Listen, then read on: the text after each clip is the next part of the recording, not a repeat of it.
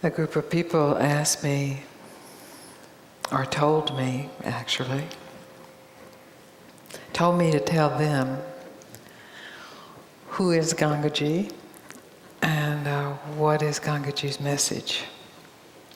And I realize I've been speaking to people for 18 years now, and that's still really a very difficult question.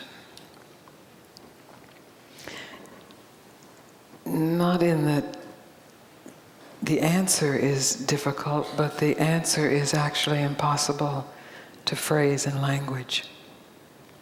And so the difficulty is somehow translating what's true into a language that we apparently speak. And really, I mean apparently. And apparently, sometimes, vaguely understand. But I thought I'd try tonight again. So the most important part of the question is, what is my message? And when I look at that question deeply, I realize that the essence of the message is that it is possible for you to discover that the core of your being is absolute joy and fulfillment.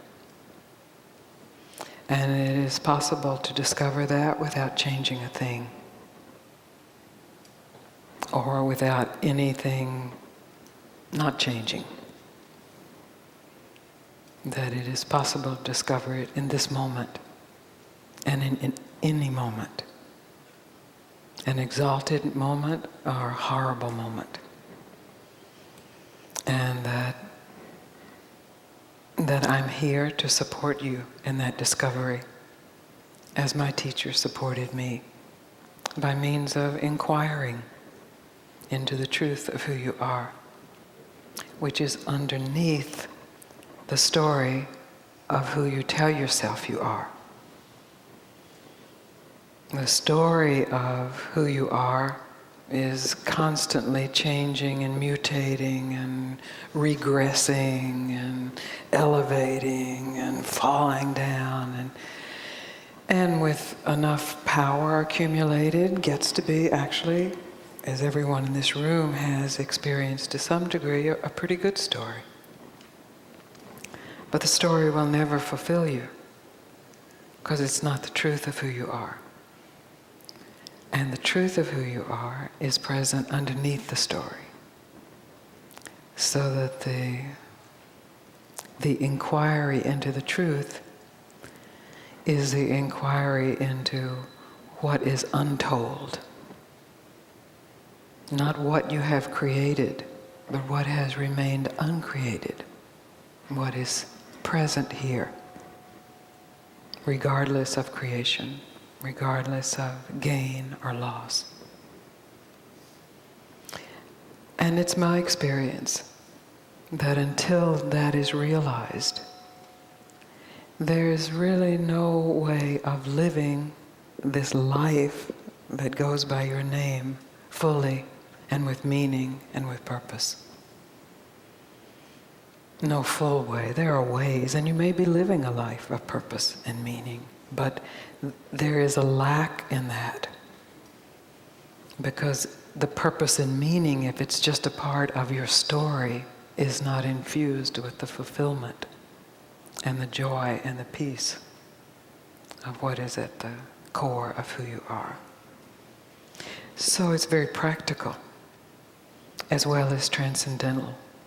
It's actually where the practical and the transcendental meet.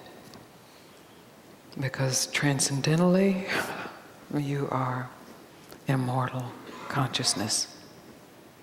And when this form that you have identified with is gone, you remain as immortal consciousness.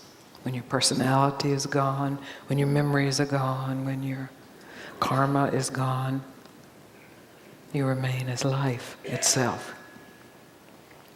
But practically, as this individual form, identified as form, when you discover yourself as the truth of who you are, practically your life is very sweet. and your life is a reflection of meaning and purpose. Maybe without your having any idea of what that is. Most likely as a discovery of what that is. So I'm not speaking of purpose and meaning as some goal that you get to faster when you know who you are, but as the revelation of yourself as inseparable from all of humanity, from all species, from all of all.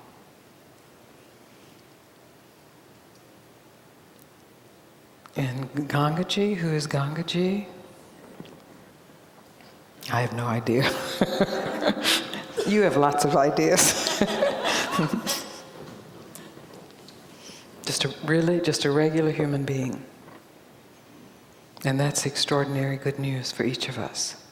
Not a saint, not an avatar, not a holy mother, not a goddess. It's kind of a relief, isn't it? Really? As much as you thought you wanted a holy mother and a goddess, really not that. Still for me. But someone who is regular, normal, ordinary, with ordinary ups and downs, ordinary miseries, ordinary blisses, and the extraordinary good luck to have had someone with enough power and grace say to her, stop telling your story and see what is here. And with that luck of hearing that, the luck of actually really hearing it. And then the luck beyond luck of being able to offer the same to you, and in that discovering it deeper all the time. So once again, April is actually 18 years of speaking to people, so close to an anniversary of 18 years. Once again, I greet you as the first time.